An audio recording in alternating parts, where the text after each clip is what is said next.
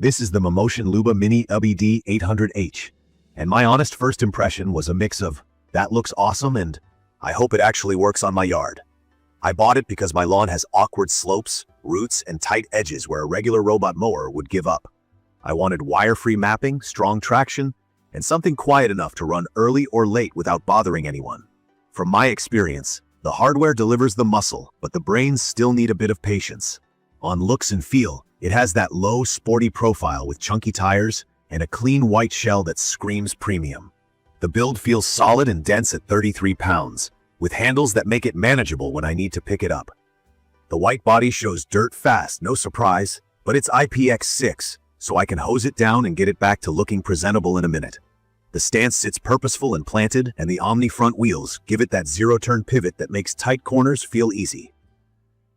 In hand, the buttons and bumpers feel reassuring, and the top stop switch is impossible to miss. Setup was where reality checked my optimism. The RTK base station needs a clear view of the sky.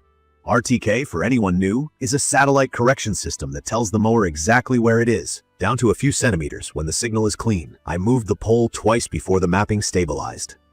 The charging dock became the bigger headache. Perfectly level isn't a suggestion here, it's mandatory.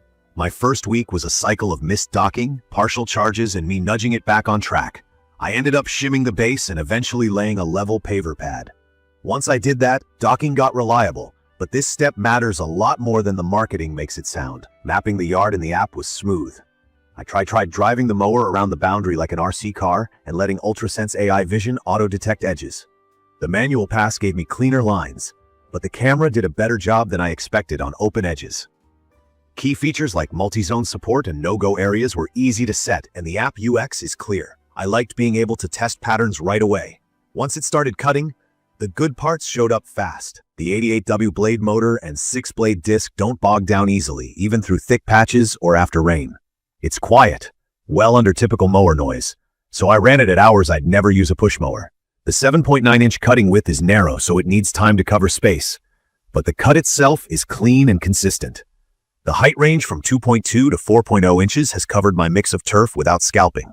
And those pattern options, parallel and checkerboard, look legit. With the zero-turn wheels, the stripes come out crisp. Autonomy is where I had mixed results. On open lawn with solid RTK, it's impressively precise. On my sloped sections, the AWD and suspension are no joke. It handled what I'd call a no-go slope for other mowers without losing grip. It never spun itself into a hole, and it rolled over ruts and uneven patches I used to trim by hand. Under trees and beside the house, it gets trickier. The UltraSense AI Vision is designed to maintain positioning when satellite coverage drops, and sometimes it did, but I also had periods where it paused and waited for signal, or nudged toward the edge and hesitated.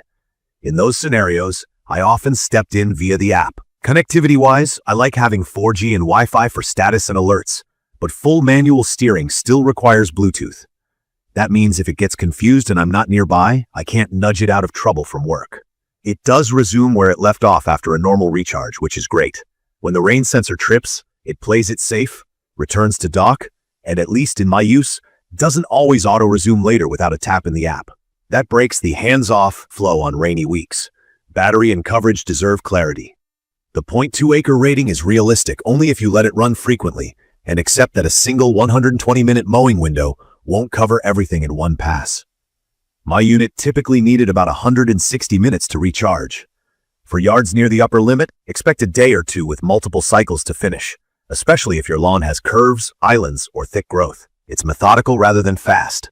Key features that stand out for me are AWD with real traction on steep grades, wire-free mapping with flexible zones and no-go areas, the quiet operation, and the overall cut quality with pattern control. The anti-theft tools, GPS tracking, ownership lock, and alerts are practical and worked as described. Safety sensors are obvious and responsive. And while the white shell shows grime, being able to rinse it quickly matters more than I expected. What I like most is simple. It climbs where other mowers stop. It keeps my lawn looking neat without loud noise. The cut is sharp, the stripes are satisfying, and the app makes it easy to tweak zones or send it back out. The flip side is also simple. The dock must be perfectly level, or you'll chase charging errors. The camera assist isn't consistent enough to feel fully worry-free under heavy canopy or near structures. Remote control over 4G would save time, and I hope that comes in a future update. And while it resumes well after charging, I want smarter auto-resume after rain. In my opinion, this mower is built for owners with tricky terrain who don't mind a thoughtful setup. It's perfect for medium lawns with slopes, uneven patches, and sections that are annoying or unsafe to mow with a push mower.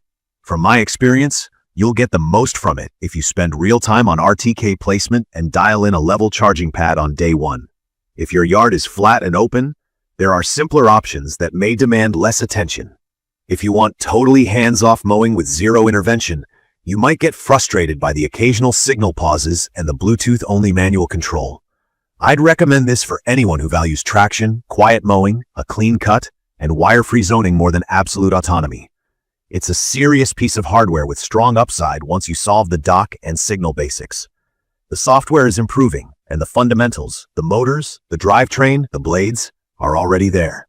In conclusion, the LUBA Mini AWD 800H is a powerful, quiet, and capable mower that shines on difficult lawns. It's not magic. It takes a thoughtful setup and a bit of oversight in complex signal areas. But when it's running in its element, the results look like a pro came by. If that trade-off fits what you need, this is a compelling option. I will share detailed information about the Mammotion LUBA Mini AWD 800H robot lawnmower in the comments section, everyone. Thank you for watching.